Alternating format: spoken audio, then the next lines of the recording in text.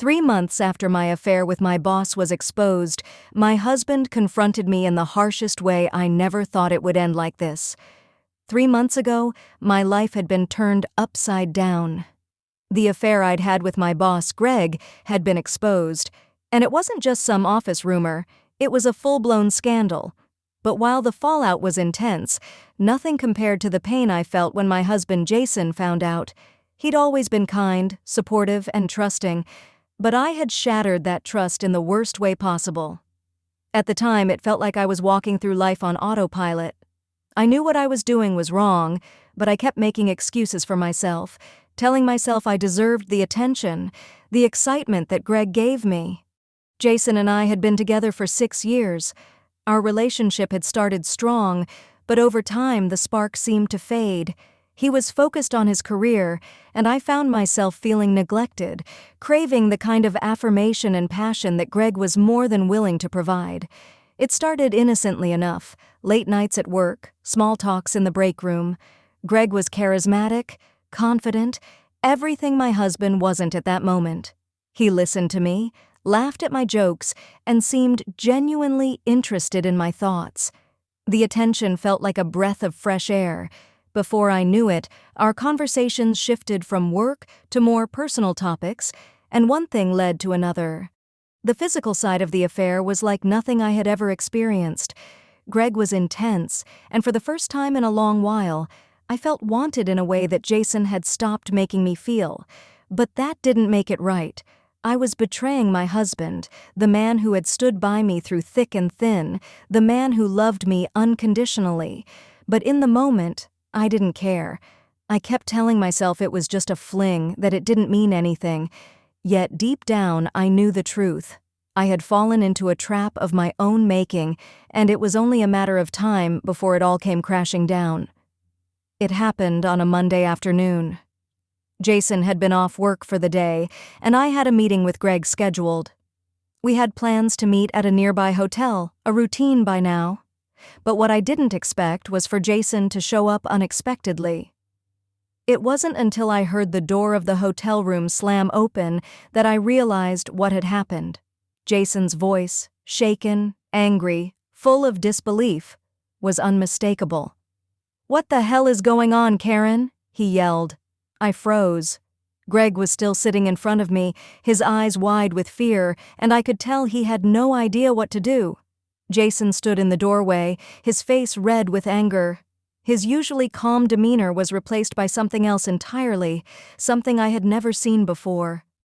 "Jason," I whispered, trying to find my words, but they were stuck in my throat. How could I explain what I had done? How could I explain that I had broken everything we had built? "You're really doing this, aren't you?" Jason continued, his voice cracking. "This is what you've been doing behind my back? You've been sleeping with him? My own wife?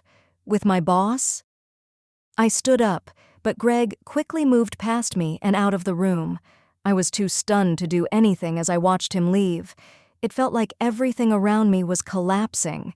Jason didn't even look at me anymore. His gaze was cold, distant, like I was a stranger. "I don't even know who you are anymore," Jason said, his voice steady but full of pain. "How could you do this to me, Karen?" After everything? I didn't know what to say. The truth was, I had no excuse. There was nothing I could say to undo the damage I had caused. I had betrayed him in the worst way possible, and now there was no going back. Jason left that night. I stayed in the hotel room for hours, thinking about what had just happened. I could feel the weight of my actions pressing down on me. The affair wasn't just a betrayal of trust, it was a complete destruction of everything we had worked for. And now it was over. For the next few weeks, Jason and I barely spoke. I tried to apologize, but he wouldn't listen. He moved out of the house, staying with a friend, and I was left alone to face the consequences of my choices. The affair wasn't just hurting our marriage, it was starting to affect everything in my life. Word got around the office, and suddenly people were whispering about me. I became the subject of office gossip, the woman who had let her personal life destroy her career. But the hardest part was Jason. I knew he was hurting, but I couldn't bear to see the man I loved in so much pain. I missed him terribly, but I also understood why he couldn't be around me. He needed space to process what had happened, and I couldn't blame him for that. 3 months passed, and Jason and I were no closer to reconciliation. We exchanged texts and emails occasionally, but it was clear he was still angry. The hurt was still fresh. One evening, he called me, asking if we could meet. My heart skipped a beat as I wondered if this was the moment where we could begin to repair the damage I had done. We met at a small cafe, and from the moment I saw him, I could tell he wasn't the same. He looked exhausted, worn out. I wanted to reach out and hold him, but I knew that wasn't what he needed. He needed answers. He needed closure. "You've been given so much time, Karen," he said, his voice cold. "I've been patient, but I can't pretend like everything's okay anymore. The trust is gone. You've broken me, and I don't know if I can fix myself." I felt my heart break all over again, knowing that my actions had brought him to this point. "I know I've hurt you," I said, my voice trembling. "I can't take it back, Jason. I can't undo what I did. I never meant to hurt you. I was so lost, and I made the worst choice." Jason looked at me with a mixture of sadness and rage. "You made your choice the moment you decided to lie to me, the moment you decided to sleep with him." The tension in the air was suffocating. And then, suddenly without warning, Jason stood up and slapped me, hard. The sound of his slap echoed in the cafe, and for a moment I couldn't process what had just happened. My cheek stung, and I felt tears well up in my eyes. Jason's face was contorted in pain, but there was no apology in his eyes. He had reached his breaking point.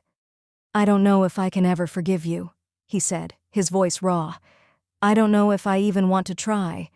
And with that, he turned and walked out of the cafe, leaving me standing there in shock, alone with my regrets. The slap was a turning point. It wasn't just the physical pain that hurt, it was the realization that Jason had reached the end of his emotional capacity. He couldn't keep forgiving me. He couldn't keep pretending that everything would be okay. And in that moment, I knew that our marriage was truly over. We've both moved on in our own ways. Jason found someone else eventually, and I've tried to rebuild my life, piece by piece. The affair cost me everything, my marriage, my self-respect, and my career. But it also taught me a hard lesson. Sometimes the consequences of our actions are irreversible. I had to live with that reality every day. If there's one thing I've learned from all of this, it's that betrayal leaves scars that are hard to heal, and sometimes no amount of apologies can fix the damage that's been done.